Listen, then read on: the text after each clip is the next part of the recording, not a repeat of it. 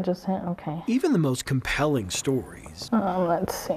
mean little in the absence. Are you all good? I'm good. The absence of someone Okay, hold on. willing to listen. Up there, she's going to come up. It's Avina? Is that how you say it? Hi, Avina. I'm Dr. Gorniak. 7 years after the death of her father, Alex Gutierrez, Avina De Luna So first I want to say, I'm sorry. Thank you. finally has her audience. So yes, I reviewed the autopsy report. At the request of 9 News, Dr. Jan Gorniak reviewed the 2017 autopsy of Gutierrez. Dr. Gorniak I trained in forensic pathology in Cleveland. has led thousands of As autopsies deputy chief medical examiner in Washington, D.C. in cities all over the To U.S. be the chief medical examiner in Atlanta, Georgia. Her conclusion, the Adams County coroner got it wrong. The manner of death would definitely be, in my opinion, a homicide and not undetermined. Homicide Okay. due to restraint. I can't ignore the restraint. Copy reference 91st in Huron Street. In order to understand the gravity of that, you must first understand the weight. Hispanic male across the street from the medical center. He bailed from the vehicle. The weight of this. All right, we're emergent. Pecos coming up to 92nd. Alex Gutierrez was no saint, but when he died under the bodies of several officers, 421, I need medical code 3 parties turned unresponsive. the initial assessment suggested he died solely from his sins. You notice the fight, Yeah, medical center. the words, Southwest. Huron Parkway. those words. It didn't matter that officers turned their body cameras on so late, not one captured the fight and the bulk of the restraint. Make sure you're hot when you can. Didn't matter that responding firefighters had serious questions about some obvious injuries. I don't think he had broken arm. When the Adams County coroner concluded something known as methamphetamine-induced excited delirium killed Gutierrez, the case all but disappeared. What do you know about excited delirium? I don't know very much about it. It didn't make sense. I was confused as to what it was.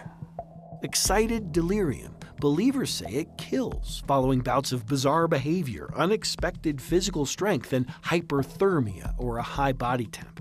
Yet, the more 9 News investigates, looked into it, the more we found it only seems to happen after law enforcement restraint. We've now tied the term to more than 225 deaths across the U.S. Serves as an excuse for aggressive or excessive and prolonged restraint. Critics, like noted forensic pathologist Dr. Joy Carter-Rush, call the term nonsense. And as a result of our reporting, Colorado banned its use moving forward. This term should be eradicated. It should not be used. I'm hoping that the National Association of Medical Examiners will take the responsible position of saying this term is not valid. That organization, otherwise known as NAME, did, following our questions, tell medical examiners to stop using the term excited delirium on death certificates.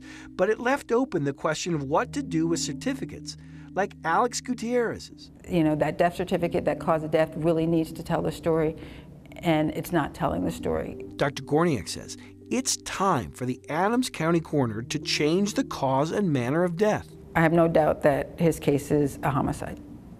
None.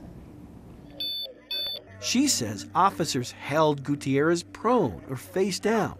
They ignored his words, Huron Parkway.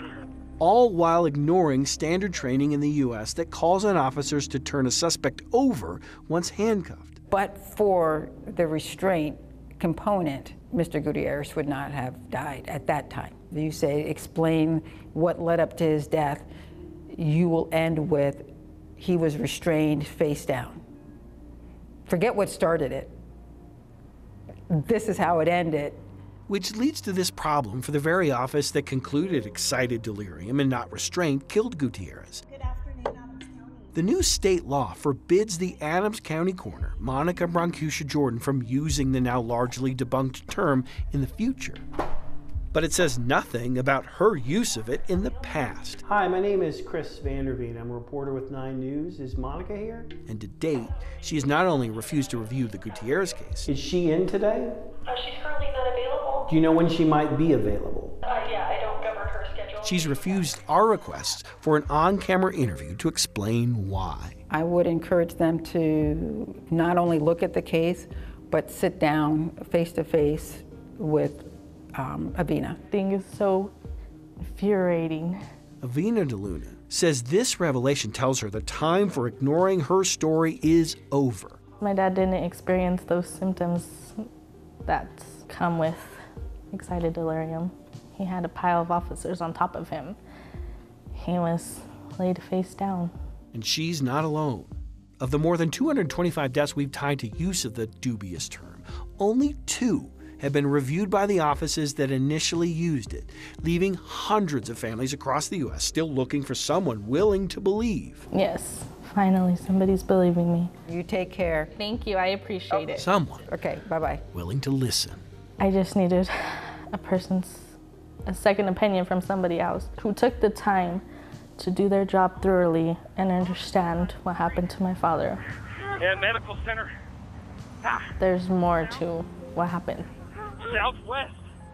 Huron Parkway. Need to be clear here. Homicide doesn't mean there was a crime, and all the officers were cleared by the local DA years ago. This doesn't change that.